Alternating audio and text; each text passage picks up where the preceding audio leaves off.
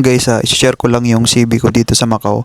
Ito yung ginagamit kong format dito sa Macau. Pero dito sa Macau is walang standard ng CV. Kahit anong format ng CV mo, okay lang dito sa Macau. Pero ito yung ginagamit ko nung nag-apply ako, nung naghanap ako ng trabaho. Ito yung ginagamit ko na format. Ganyan yung CV ko. Kasi pag yan yung ginagamit ko is kita agad na, example, agency magpapasa ko doon tapos may quota sila ng cleaner, hindi na sila maghahagilap, nasan ba? Kasi yung iba, at saka yung iba na CV guys, maliliit yung sulat, medyo lakihan nyo para kita agad. I-highlight nyo yung experience nyo. Kasi experience agad yung tinitingnan doon sa mga CV na ipapasa na doon sa agency.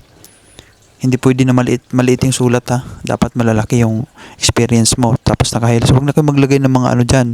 Yung mga description nyo kung ano ginagawa nyo sa trabaho. Kasi doon nyo na yan sasabihin pag sa interview na. Kasi hindi rin nila babasahin yun. Yung tinitingnan nila dyan sa pagpasa mo sa agency, experience agad. Ito, meron cleaner ito, available, pwede ito. Hindi na nila babasahin kung ano ginagawa mo dun sa company dati. Hindi na yun. Basta titingnan na nila yung experience mo.